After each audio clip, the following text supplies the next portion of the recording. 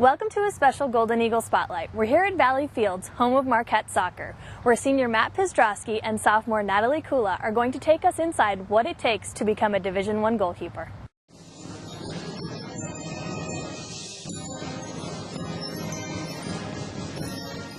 What are some of the basic physical tools and skills that all good goalkeepers have?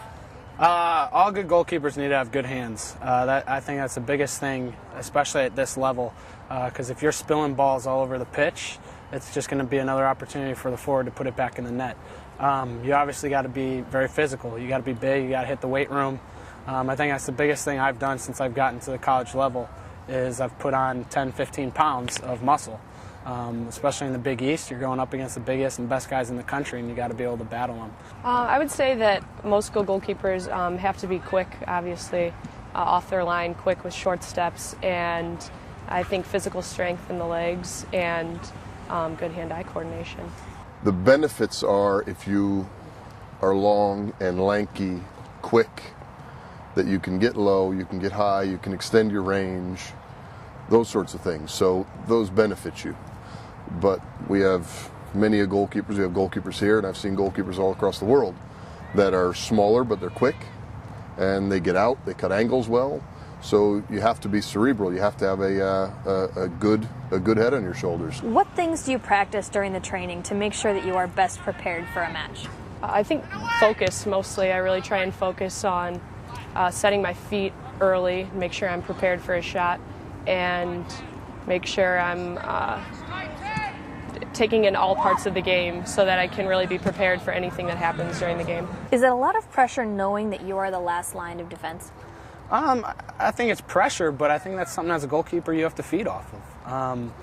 I think if you feel the pressure and it makes you feel weak, it's obviously going to hurt your game. Personally, I thrive off it. I mean, I love it because if you're the last man and you make a big save, it's like scoring the game-winning goal.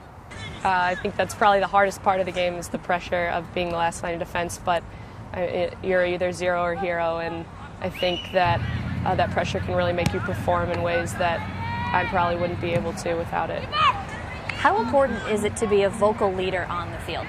Very important. I think our coaches definitely preach that being vocal, and in a goalkeeper position, you're the last person to tell people what to do, whether it's offensively or defensively. I think it's extremely important that a goalkeeper is vocal because they have to lead in the back and they have to organize, they have to coordinate, and obviously they can do a lot more with their voice, with the tone of their voice than they could be if they just played the position behind the back line or behind the entire team. These guys have decisions to make. The ball's in the air, defenders at their feet. There's things going on, and they need help. Now, you're very good at penalty kicks. What makes you excel in that area? I was asked this question last year, and honestly, I don't know. I feel like I get inside the kicker's head every single time. And even if I don't get to the ball, I usually guess correct. And I think the biggest thing for a penalty kick is to take your time. Because if you step out there and you get in the shooter's face and you just kind of stare at them, they get nervous. And the pressure's on them. It's not on you. You're not expected to make the save, and I think that's the thing I've kind of learned is if you make the save, you're the hero. If you don't, it's not your fault. What advice do you have for someone who's just getting into soccer and knows they want to be a goalkeeper? I think the most important thing is to have good foot skills first. I think for young kids, everybody needs to start on the field and be aware of the game and understand the game so that being a goalkeeper you can tell people what to do and be a good leader by knowing you've played positions that they're experiencing. I think have a passion for the game more than anything. I think you have to have a passion for the sport that you play. Obviously, learning your trade and be willing to continue to learn, putting a lot of time and effort into it.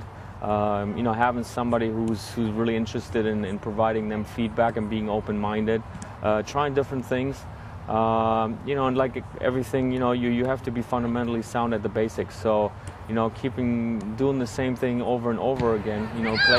Practice is good habits, and over time, although maybe some things don't work right away when they're younger, I think over time they will find that they're only going to get better at it. And the old saying, "Practice makes perfect," that never gets old.